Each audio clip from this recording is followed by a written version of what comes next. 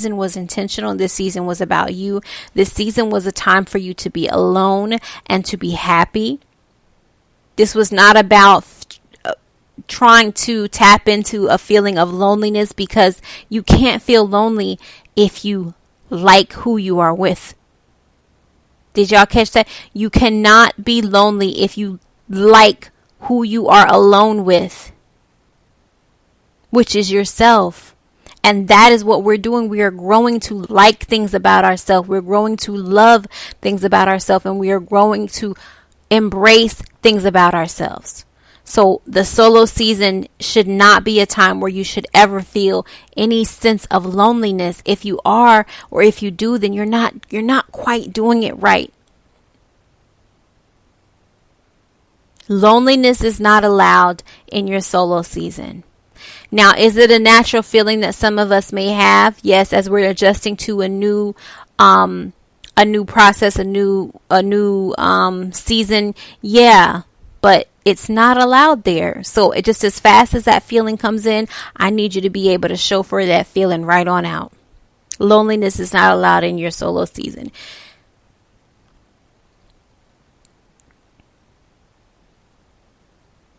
I hope that in your season, you're really able to gain clarity about your goals and your purpose and truly nurture them on your own. Okay? Here's the next self-reflective question. How has this season helped me to communicate and coexist with others?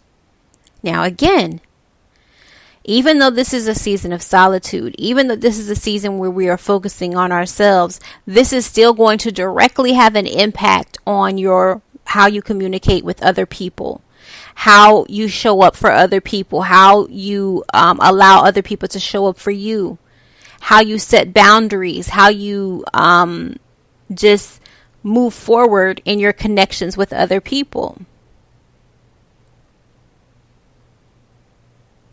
So even though the solo season was designed to bring self-fulfillment into your life, it is still okay to acknowledge how this season can and will have an impact on your relationships with other people. You work on yourself for yourself, but there is always an investment that you are making into other relationships to show up in those connections fully and positively, and most importantly, as a more effective communicator. To be able to effectively communicate to those that you choose to dialogue with during this time plays a role in this season as well. Did y'all catch that last part? To be able to effectively communicate to those that you choose, it is a choice. You are choosing in this season. You have a right to choose.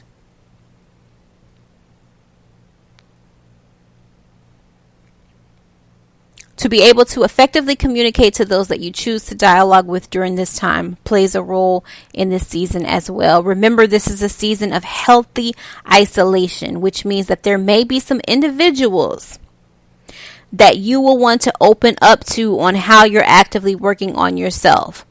Always keeping in mind that this is at your discretion. So you guys choose who you want to share anything that you experience in your solo season, or you keep it to yourself. Right?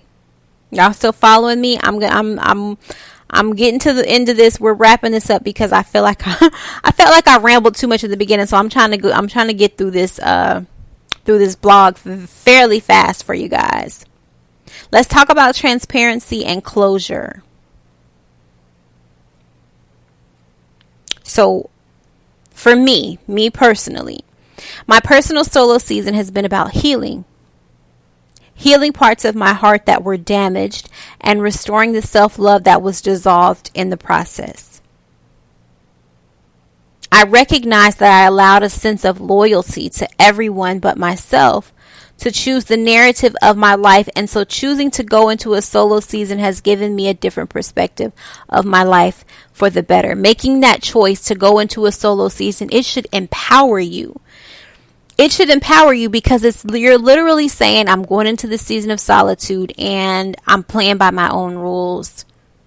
I'm writing this story. I'm writing this chapter. I'm the director of this film. However you want to, whatever you want to call it. This is how I'm managing this time and this space.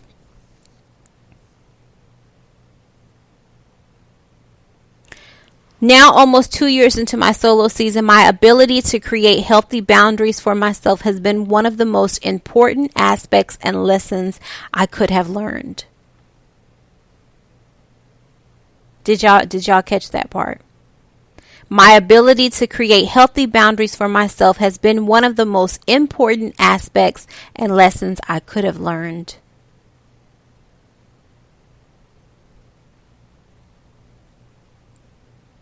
Healthy boundaries.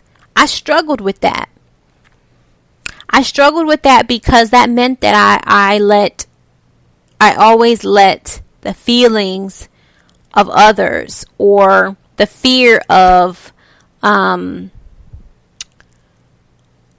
missing something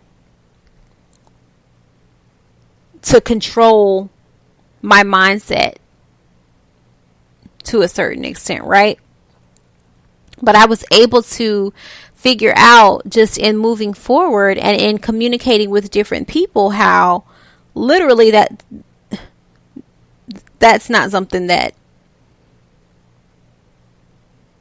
I'm going to be okay with. This is me talking to someone that, I'm not going to be okay with this. I'm not going to do this. Just simply stating what the boundaries are and just embracing the fact that if me setting my boundaries bothered someone that much, then that's on that person. So if you setting a boundary for yourself is something that someone else can't seem to accept or has a problem with or doesn't want to deal with or seems to be bothered by or seems to be any type of way other than what you want that to be, you don't have to continue to occupy that space. Set your healthy boundaries where you see fit.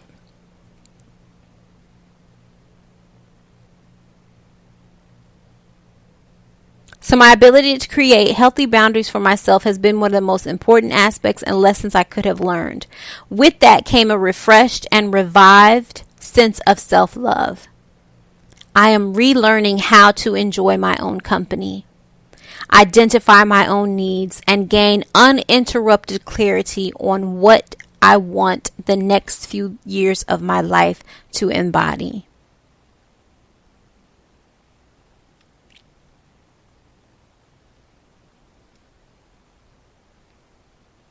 That last part really, it really resonated with me as I was writing it. When I was originally doing this blog, it took me a minute to get through this. It actually, when I write a blog, I get it done the same day. This particular one, it took me a few days to complete it because I wanted to make sure that I got my words delivered to you as best as possible.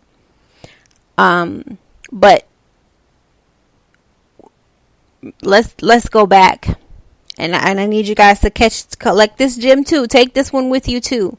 With that came a refreshed and revived sense of self-love. I am relearning how to enjoy my own company, identify my own needs, and gain uninterrupted clarity on what I want the next few years of my life to embody. Wow. So my hope for the person reading this is that you are amazing. You feel good. I hope that you are happy and healthy and leveling up your self-care indefinitely.